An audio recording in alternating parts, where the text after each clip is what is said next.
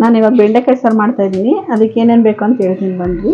ಈರುಳ್ಳಿ, ಟೊಮೊಟೊ, ಕಾಯಿ, ಸ್ವಲ್ಪ ಸಾಂಬಾರು ಪುಡಿ, ಹುಣಸೆಹಣ್ಣು ಮತ್ತು ಒಗ್ಗರಣೆಗೆ ಈರುಳ್ಳಿ ಕರಿಬೇವಿನ ಸೊಪ್ಪು ಒಗ್ಗರಣೆಗೆ ಬೆಂಡೆಕಾಯಿ ಉರಿಯೋದಕ್ಕೆ ಇಟ್ಟಿದ್ದೀನಿ. ಬೆಂಡೆಕಾಯಿ ಜೊತೆ ಉರಿಬೇಕಾದ್ರೆ ಸ್ವಲ್ಪ ಕಡಲೆ ಹಸಿ ಹಿಟ್ಟು ಹಾಕಿ ಉರಿರಿ, ಜಾಸ್ತಿ ಲೋಳೆ ಬರಲ್ಲ. ಬನ್ನಿ ಫಸ್ಟು ಈರುಳ್ಳಿ ಹುರ್ಕೊಳ್ಳೋಣ.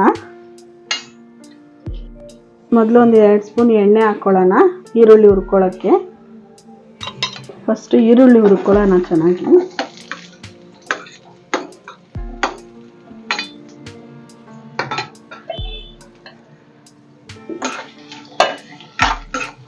ಇದಕ್ಕೆ ಒಂದು 4 ಕಾಳು ಮೆಂತ್ಯ ಹಾಕ್ಕೊಳ್ಳೋಣ.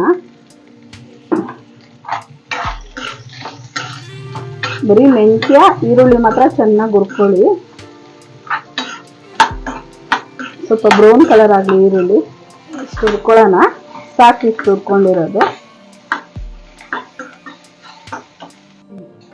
ಈರುಳ್ಳಿ ಹುರಿದಿರೋ ಸಪ್ರೇಟಾಗಿ ಮಡಿಕೊಳ್ಳಿ. ಇವಾಗ ಬೆಂಡೆಕಾಯಿ ಹುರ್ಕೊಳ್ಳೋಣ. ಅದಕ್ಕೆ 1 2 ಸ್ಪೂನ್ ಅಷ್ಟು ಎಣ್ಣೆ ಹಾಕ್ತೀನಿ. ಇವಾಗ ಬೆಂಡೆಕಾಯಿ ಹಾಕ್ತಾ ಇದ್ದೀನಿ.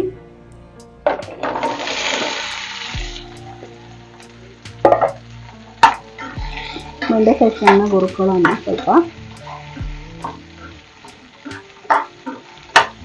ಬೆಂಡೆಕಾಯಿ ಹುರಿಯೋದಕ್ಕೆ ಸ್ವಲ್ಪ ಅರಿಶಿನ ಪುಡಿ ಹಾಕೋಣ. ಸ್ವಲ್ಪ ಬೆಂಡೆಕಾಯಿಗೆ ಉಪ್ಪು ಹಾಕೋಣ.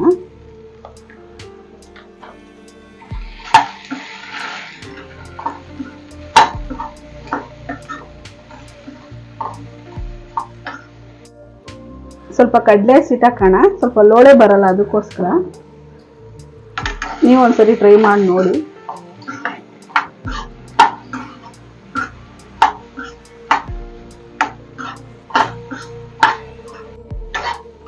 ನೋಡಿ ಇಷ್ಟು ಹುರ್ಕೊಂಡ್ರೆ ಸಾಕು.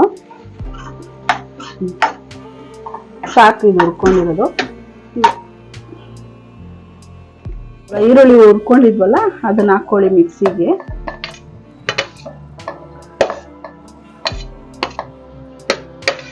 ಆಮೇಲೆ ಟೊಮೊಟೊ ಹಾಕ್ಕೊಳ್ಳಿ.